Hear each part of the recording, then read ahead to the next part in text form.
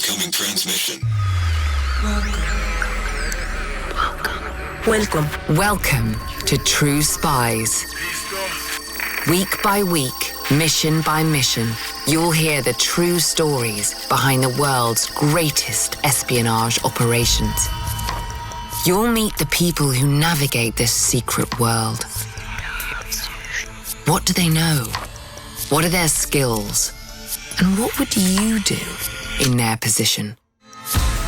This is True Spies. If China's implementing this technology in this way, our concern is, are they teaching other regimes around the world how to implement this technology in the same way against minorities, against religious groups, against pro-democracy movements? This is True Spies. Episode 78, The Digital Silk Road.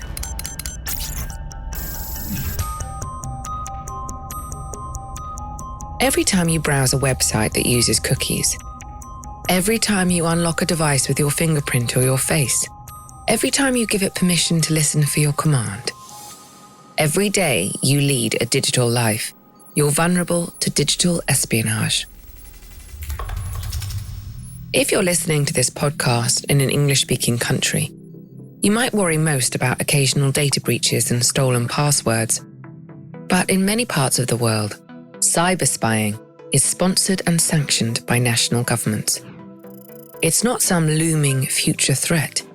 It's already happening every day, all over the globe. And the danger is only growing. Sometimes it's hard to explain to people what the end goal is because we're very short-sighted by human nature. We see what's right here in front of us, what's happening right now. We think we understand what's going on, but unless you zoom out and look at the big picture of some of our adversaries have the long game in mind. And oftentimes our weakness is we only see short-sighted. We see what's right here in front of us for the next couple of years. They're looking 10 years out. They're looking 20 years out. China has objectives that are 30 years out already. Chinese espionage isn't something shrouded in secrecy or tucked away in the shadows. It's out in the open, where everyone can see. You just have to be someone who knows where to look. My name is Charity Wright. I'm a cyber threat intelligence analyst. Charity Wright cut her teeth as a Chinese linguist for the US Army and the National Security Agency. Today, she uses her knowledge of the Mandarin language and her 15 years of experience working in intelligence in the private sector to identify and analyze nefarious activity in the digital world. Threat intelligence is big business these days. Every major company wants to protect its data, and a lot of bad actors want to get their hands on that data. But it isn't just about protecting the digital security of corporations. The information that threat analysts like Charity dig up can have massive implications for governments and everyday people worldwide. I've been collecting on Chinese intelligence since 2007. So China has always been my focus, monitoring how they're developing, how they're conducting cyber espionage. Earlier this year, Charity published a report outlining the sprawling scope of China's digital influence as part of its ambitious global infrastructure plan. And her findings were stunning. It took me several months to complete this report. It was very challenging. There's some parts of this research that was really scary because we're zooming out and we're looking at strategic intelligence, which is what's happening right now, where are things heading, and is this the direction we want the world to be going? Charity works primarily with open source data. You might be surprised how many unsavory activities take place in plain sight, and how much information about them is readily available to anyone who wants to learn. Open source intelligence, which is what you can find publicly, especially if you know where to look and how to find it. There's a lot on the internet that you can find, and we spend a lot of time on the open internet and in more hidden websites and on the dark web, analyzing threats. But let's back up. If objectionable online activity is taking place right where anyone can see it, could anyone be a threat intelligence analyst? What do they know that we don't? In the world of cyber espionage, there are hackers, digital trespassers who steal passwords and secrets. There are corporations and nation-states that leverage huge troves of data in order to grow their power. And then there are threat analysts who try to root out bad behavior. The ones who work above board to retrace digital footprints. People like Charity. We are digital spies. We go undercover. We create false personas. We take on different personalities. Cyber espionage is a complex art. I'm sure there are many in my industry that would call it a science too. What happens is anytime you conduct an activity or a transaction on the internet, you leave some type of trace behind. Most people do not anonymize their presence on the internet, so those traces can be found if you know how to look and where to look. Cyber spies like Charity get a rather flashy nickname. They're called threat hunters. Threat hunters know how to analyze network traffic that is open to the public. So you're looking for IP addresses, you're looking for domains that have maybe some trace of malicious behavior in the past. You're looking for patterns and deciphering those patterns and discovering where they're coming from, who's conducting that activity, what their target is, and what their tactics are. If you're a regular listener to this podcast, you know how often spies find themselves in situations they never expected. They might be stationed in far reaches of the globe, mingling with formidable criminals, proffering carefully crafted lies for closely held secrets. But you never know where life will take you, and that's especially true for a cyber spy. I started my career in the U.S. Army in 2005. I was attending the University of North Texas, and I was approached by a very large man in an Army uniform, and he approached me in the food court of the university campus and said, "Hey, can I sit down and talk with you?" And I was very intimidated. He looked like Shaquille O'Neal in uniform. And he told me about the United States Army linguist program. If the idea of a linguist makes you think of horn-rimmed glasses and elbow patches, think again. A linguist for the US Army can have a rough and tumble career. Someone like Charity would likely be sent to a conflict zone to work as a translator or an interpreter behind enemy lines. Now, to be clear, Charity wasn't exactly what you'd call a language person. Her Spanish was decent enough, after stumbling through classes in high school and stints working in Tex-Mex restaurants at home in Dallas, Texas. But she had no idea that learning new languages was a hidden strength, at least according to the Army. I did a battery of tests over a few weeks to test my intelligence and my capability to learn a foreign language. And somehow I tested into the highest category of foreign language. Unlike in other branches of the military, Army recruits don't get to choose what they study. That's up to the Army to decide. When Charity was recruited, the Iraq War was in full swing. Naturally, she assumed she'd be learning Arabic, then shipped off to the Middle East. However, after I graduated basic training, there was 20 of us linguists that graduated together. 19 of them were assigned to learn Arabic, and I was assigned to learn Mandarin Chinese. For Charity, the idea of learning Mandarin in just 18 months was daunting. And, well, fair enough. The program is extremely intense. We start our day doing Army physical training at 5 in the morning. And we're in a classroom by 8 in the morning. And from 8 a.m. to 4 p.m., you're only using Mandarin. I never really had great grades. I always considered myself a little bit behind as an academic. And up until that point, I really just didn't believe in myself. But the linguist program gave me that opportunity, and testing into it gave me confidence that, hey, if they say I'm capable, then I'm going to give it my 100%. After her training, she was assigned to work for the National Security Agency, doing real-time translation and intelligence analysis. I worked at NSA from 2007 through 2011 in Hawaii. I worked in a SIGINT role, Signals Intelligence, and my work at the NSA really helped me hone my language translation skills, especially related to Chinese military terms and topics, and really gave me the insight I needed into what is China doing behind the scenes that nobody else sees.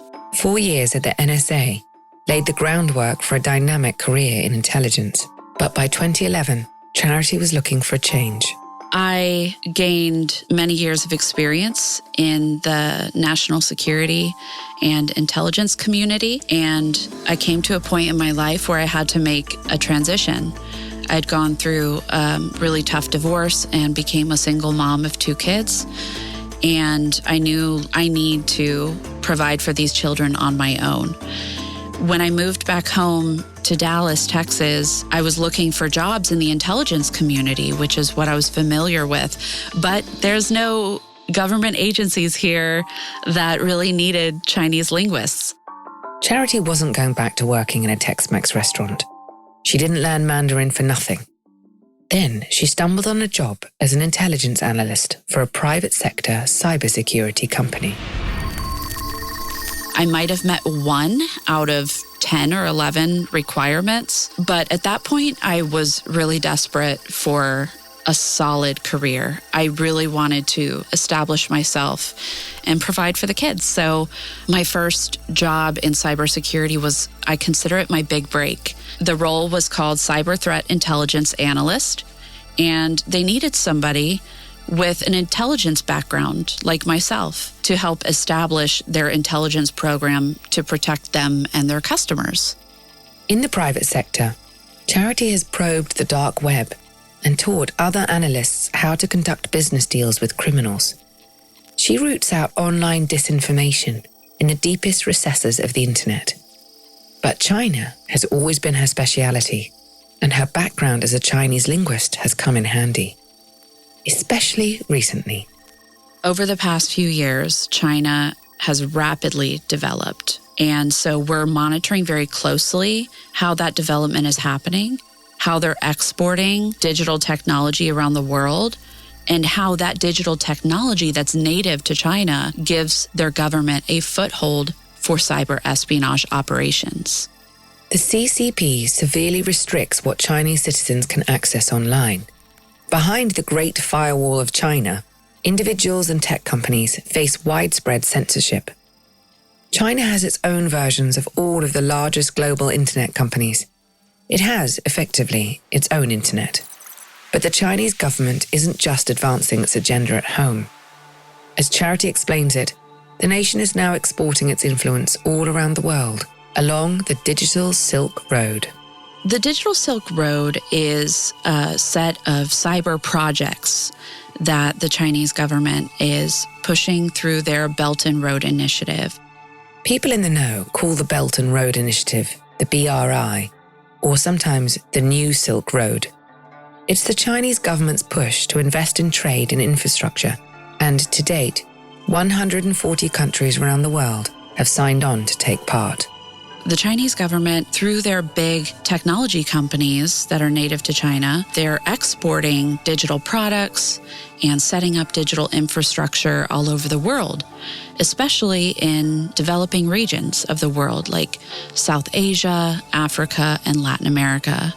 So that's what they call the Digital Silk Road. It's just a big initiative within their Belt and Road Initiative projects. The BRI is expected to cost over $1 trillion. Not to put too fine a point on it, it's a massive undertaking with massive implications for participating countries. And one can imagine that many of those countries, especially in developing parts of the world, are grateful for the injection of resources. Sometime back in 2020, Charity says she started reading between the lines of what the CCP was actually investing in. I was really reading a lot about certain case studies where organizations around the world had invited Chinese technology into their country, whether it was 5G technology or laying underground cable, implementing new Chinese applications in the workplace. And these case studies really explored how they discovered that the Chinese government was stealing data from them. So siphoning data from their servers into private servers in China. And those espionage cases really piqued my interest. That's when I started asking some really important questions. That is how a threat hunter kicks off an operation. Say you want to become a cyber threat analyst, working as Charity does with open source data. Your first task is to identify the questions you want to answer. For Charity, those questions were: how big of a threat is there from Chinese technology around the world? And then I honed it down to, what is their objective in the digital Silk Road? Are they laying a foothold for espionage through this technology? And how big is this scope? We know through evidence-based studies and through investigations, we know that the CCP has infiltrated government networks and private networks alike to steal data, to steal proprietary information, science and technology, to then implement in their own country, in their own markets, in their own military technology. So it starts with some questions, brainstorming, thinking about what are the threats and what are the risks, because I'm a threat intelligence analyst. So that's step one. Know what you're looking for. Step two is to know your enemy. The concept of knowing your enemy comes from a book called The Art of War, written by an ancient Chinese scholar. So it's not a new concept, but I think it's something that the Chinese military and intelligence services understand deeply. And it's something that everyone else strives to understand. Knowing how our enemy thinks, what drives them, motivation, culture, all of these things feed into the psychology of intelligence analysis. We cannot counter a threat unless we understand the threat deeply. Fortunately, after the past 15 years, Charity's got a pretty good sense of who she's up against. With my experience spying on China for so long and getting to know the CCP intimately, getting to know some of the leadership and their profiles and what drives them, I feel like that fed into this research. And I was able to really pull out, here's what the CCP's goals are and here's how they're achieving them. Of course, it's not just about knowing how your adversary does what they do. Equally important is understanding why they do what they do. And so we go to authentic sources. We go to the Chinese government websites, which surprisingly, they're very open about their direction and their objectives and their long-term goals. This is something that I refer to often analyzing Chinese intelligence. They have the advantage of singularity. They have a single party that drives their national objectives forward. When it comes to getting familiar with an enemy, training with the US Army makes for a pretty good start, as does gaining 4 years' experience with the NSA. But just as important is being a generally curious person and a skilled internet sleuth. Because it doesn't take a lot of snooping around to identify the goals of the CCP. It certainly doesn't take a security clearance. In fact, you might be surprised just how forthcoming the Chinese government can be. I was just reading a document yesterday that outlines their propaganda manual. Everything is outlined very clearly. They talk about how they're going to do what they do. So for us, as threat researchers and analysts, it's just a matter of, do we know what their intentions are? And does the behavior and the tactics and techniques and procedures that they're doing, does that align with what they've stated they're going to do? To be clear, the CCP isn't owning up to exporting nefarious surveillance technologies, but it's not exactly coy about its desire to grow its power either.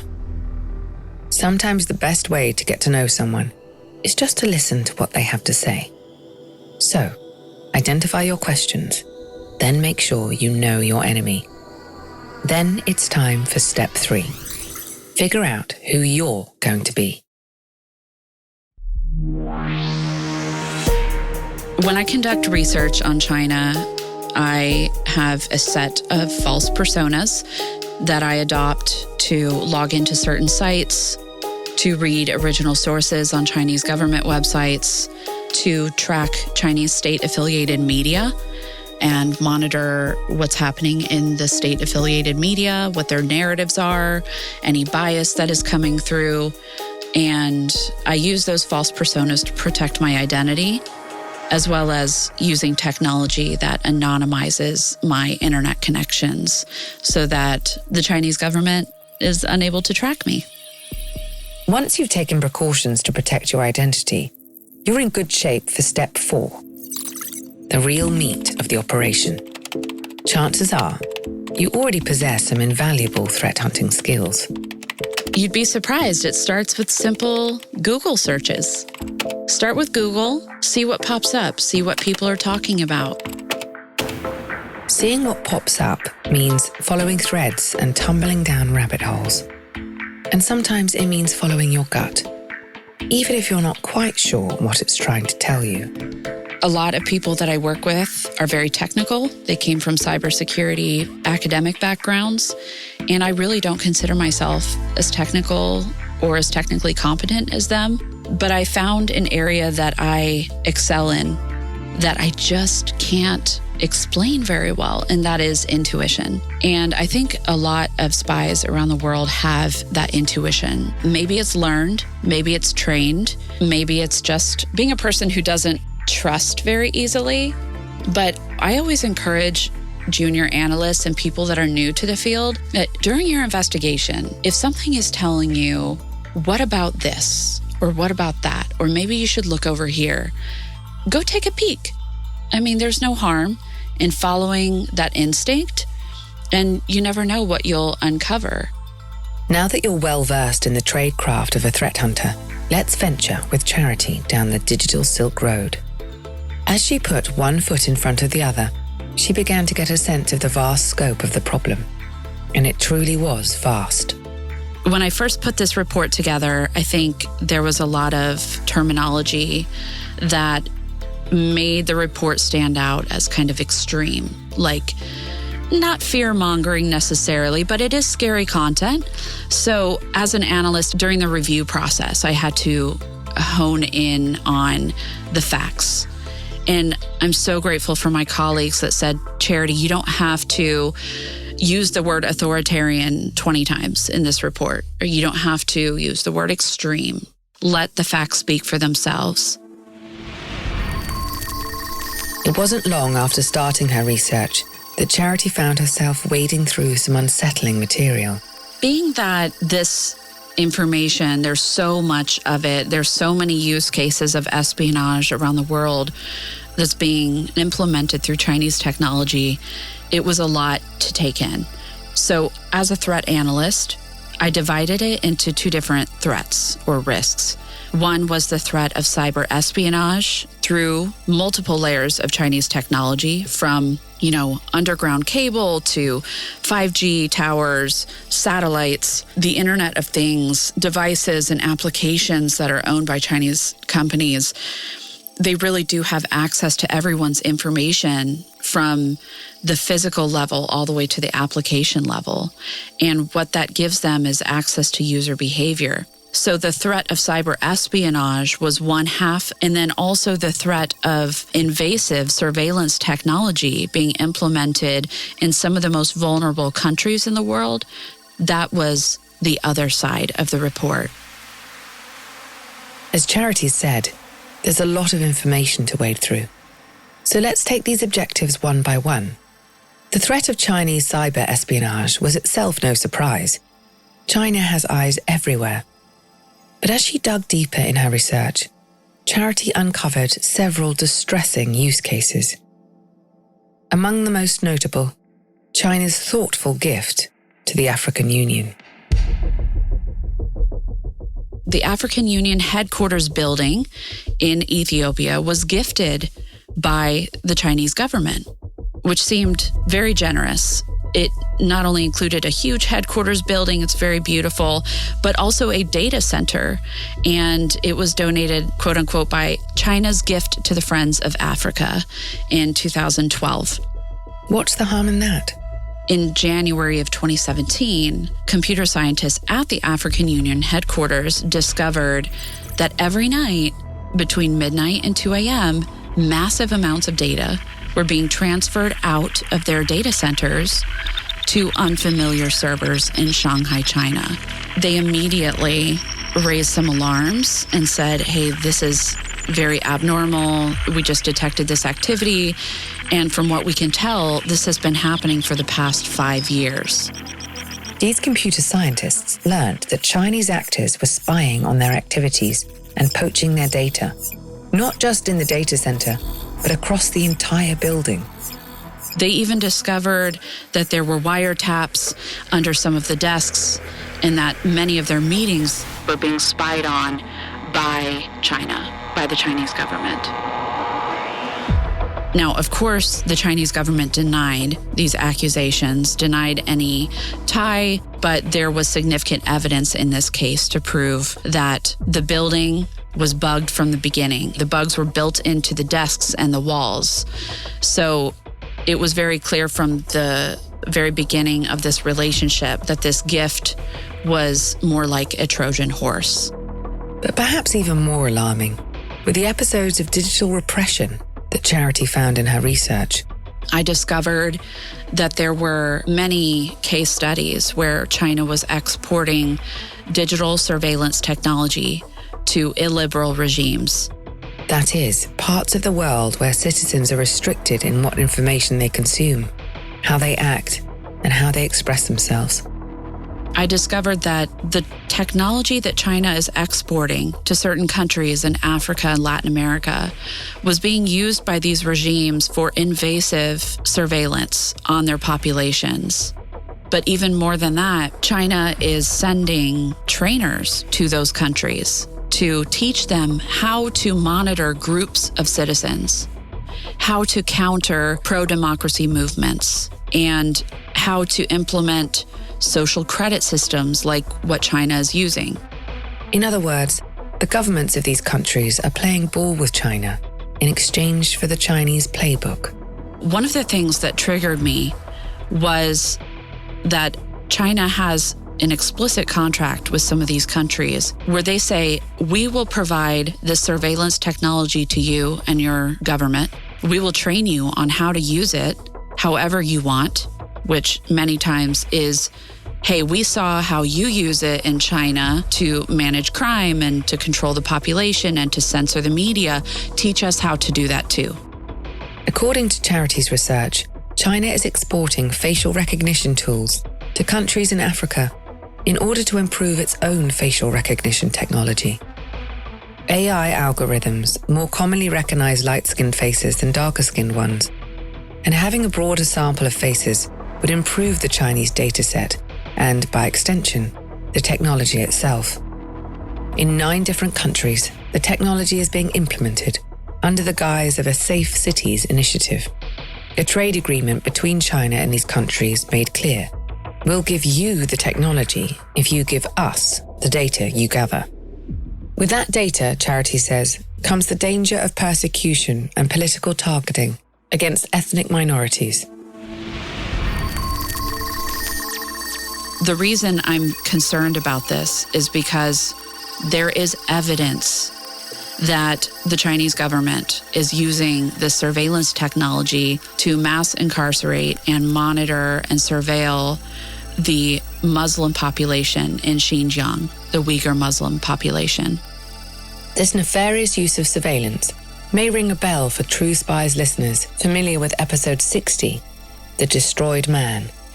In cases like these, espionage tools are used to perpetrate human rights abuses. Basically, there is genocide happening in China right now, and re-education camps similar to what was observed in World War II.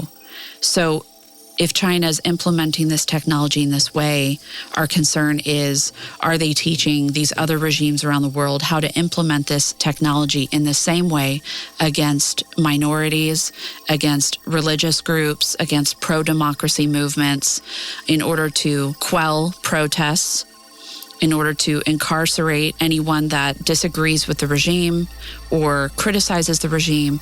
And additionally, they're using it to censor their media and censor journalists and target those individuals that are opposing the government.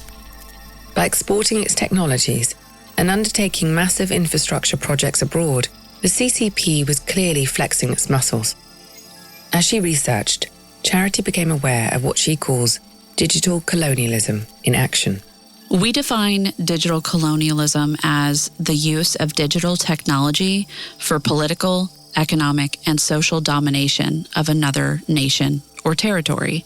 I think most developed regions of the world that have been ahead in the technology game, they have also grappled with this issue of digitizing indigenous data without fully informing the people of that nation of how their data is going to be used, stored, and secured. That is a major concern. The difference I see between Western nations and their technology companies and China and their big tech champions is that the Western nations tend to be more accountable to their governments and to people and to certain processes that have been set up to protect and secure people's data. On the other hand, the Chinese tech companies are accountable to their government, which may not have the best interest in mind of the recipients. Remember the question that fueled Charity's research? How big a threat is Chinese technology to nations around the world?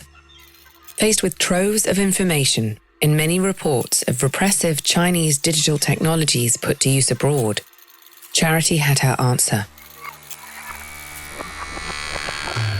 This research could have gone for a very long time. I try to work within a framework, some boundaries. And I know when I'm going down the rabbit hole too far and I start discovering new interesting things that are not directly related to the topic at hand, I take a note and I say, you know what, that would be great for a different report. Of course, Charity isn't just a researcher. She's an analyst. She's got to make her findings intelligible to a broader community of readers. She wants her work to make a difference in the world. From there, I start putting together the big picture. And this one was difficult because it is so expansive. Charity was able to distill her work down to 3 major findings. We discovered that China's digital Silk Road projects in the least developed regions of the world create a power imbalance between China and the recipient nations, and that results in a high risk for privacy and cybersecurity in those regions. China's export of intrusive artificial intelligence-enabled technologies and ideologies to illiberal regimes around the world enables authoritarianism and systemic oppression, and it also degrades democratic values. Chinese digital dominance poses both a critical cybersecurity threat to the world and a growing threat to competitors' markets, basically through the assertion of a new Chinese-style standard of internet governance. So what now? Imagine yourself in Charity's shoes. You've gathered together a hugely incriminating dossier on one of the biggest players on the geopolitical stage. But you no longer work for the US government, and there's no guarantee your report will end up in the hands of key decision-makers. What do you do, knowing the devastating impact these technologies could have on so many people's lives? How do you feel, faced with the knowledge that all of that important information could very well fall on deaf ears? That's where I started becoming very concerned, going, okay, I'm just one cybersecurity analyst. How can I affect change or influence policy going forward? A lot of people tell me, Charity, this is really scary information. How do we handle this? Where do we go from here? I don't know if I have the answers. As a researcher and analyst, yes, my job is to make recommendations on how we can implement security, how we can mitigate the risks and the threats involved with this type of intelligence. But when you get up to this high of a level, who am I advising? Regimes, nation states, G7, NATO, WHO, I mean, you name it. Don't you want to shout your warning from the rooftops? Shake your politicians by the shoulders and tell them to wake up to what's happening? Or does publishing this information just feel like screaming into the void? As an analyst, I have enough experience to know my job stops when I hand off my recommendation. I don't have much reach beyond that. I provide facts, I provide analysis, I provide likelihood and probability of events happening, and then I leave it in the hands of leadership. And the real leaders will look at that intelligence, weigh the risks and benefits of their decisions, and go forward. In the end, just doing the work, bringing all that data and all those case studies to light has to be enough. Like Charity's colleagues told her, the information has to speak for itself. To those who will listen, it can speak volumes. It became clear to me that we have to be aware of how China is trying to reshape the way we govern the internet and the direction that they would like to see it go, because they're gaining significant influence in the world and in technology sector. Charity's work describes how, with help from the Digital Silk Road initiatives, nation states are able to severely restrict civilians' internet freedom. By proxy, the report alleges China is effectively remaking the global internet in its own image. As it continues to realize its Digital Silk Road projects, its digital dominance will only grow. And we have to decide, if we don't want to go that direction, how are we going to shape governance going forward? How are we going to counter Chinese competition in the tech sector? And how are we going to protect our people, our governments, our nations from the threat of Chinese espionage? Charity doesn't have the answers. Those are new questions, best answered by policymakers, tech companies, security agencies. Her work is to present the facts with clarity and precision. And that alone is a huge responsibility. I care very much about human rights, and I care very much about people's privacy, which is one thing that motivates me in this career. It gives me a sense of duty like I had when I served on active duty in the Army and when I served at the National Security Agency, helping to protect U.S. people and U.S. military assets. In the cyber realm, it's not so different. There is so much fulfillment and positivity in knowing that oftentimes our intelligence helps save lives and help deter battles and war in real life. And oftentimes we, in the cyber world, are able to protect millions of people or government networks from a foreign adversary. And it's those days that I focus on and feel grateful for. Charity Wright is hard at work on her next operation. You can read her report, China's Digital Colonialism, Espionage and Repression Along the Digital Silk Road, at recordedfuture.com.